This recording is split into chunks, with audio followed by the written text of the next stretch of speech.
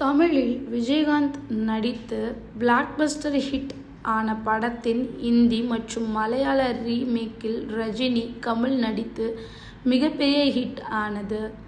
1980களில் ரஜினிகாந்த் மற்றும் கமல்ஹாசன் தமிழ் சினிமாவில் உச்ச நடிகர்களாக வலம் வந்தனர். இவர்களுக்கு போட்டியாக மற்றொரு மாஸ் ஹீரோ என்றால் அது விஜயகாந்த் தான். சினிமாவில் தனக்கென ஒரு தனி பாணியை உருவாக்கி அதில் வெற்றியும் கண்டார் விஜயகாந்த். இவர் தனக்கென ஒரு தனி கொள்கையையும் வைத்திருந்தார். அதன்படி எத்தனை கோடி கொடுத்தாலும் தமிழ் தவிர மற்ற மொழி படங்களில் நடிக்க மாட்டேன் என்பதில் தீர்க்கமாக இருந்தார்.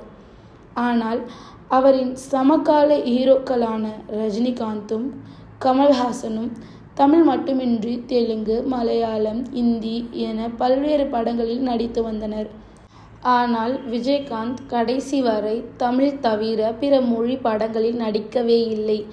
அந்த காலகட்டங்களில் தமிழ் மொழியில் ஹிட்டான படங்களை பிற மொழிகளில் அதிகளவில் ரீமேக் செய்து வந்தனர்.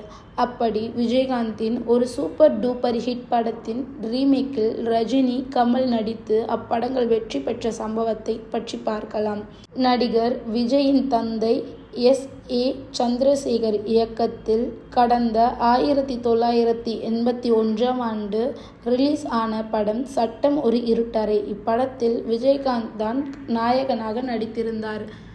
இப்படம் தமிழில் சக்கைப்போடு போட்டதை அடுத்து இதனை இந்தி மற்றும் மலையாளத்தில் ரீமேக் செய்ய முடிவெடுத்தனர். சட்டம் ஒரு இருட்டறை படம் ரிலீஸ் ஆனபோது இப்படி ஒரு நமக்கு கிடைக்கவில்லையே என ரஜினிகாந்த் மற்றும் கமல்ஹாசன் ஃபீல் பண்ணியிருக்காங்களாம்.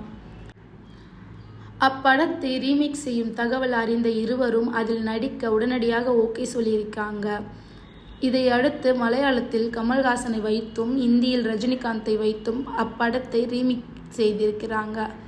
எஸ்.ஏ. சந்திரசேகர் இப்படங்களுக்கு box office super duper hit அடித்து வசூலை வாரி குவித்திருக்கிறார். ஒரே படம் 3 முன்னணி ஹீரோக்கள் நடித்து பிளாக்பஸ்டர் ஹிட் அடித்தது. இந்த படங்களும் box office super duper hit அடித்து வசூலை வாரி குவித்துள்ளது. ஒரே படம் 3 முன்னணி ஹீரோக்களை வைத்து பிளாக்பஸ்டர் அடித்தது மிகவும் அரிதான நிகழ்வே பார்க்கப்படுகிறது. இதை பற்றி உங்களோட கருத்து என்னன்றதை மறக்காமல் கமெண்ட் பாக்ஸில் கமெண்ட் பண்ணுங்கள். இது போன்ற பல தகவல்களை பற்றி தெரிந்து கொள்ள சினி ஜங்ஷனை மறக்காமல் சப்ஸ்கிரைப் பண்ணுங்கள், லைக் பண்ணுங்கள், ஷேர் பண்ணுங்கள்.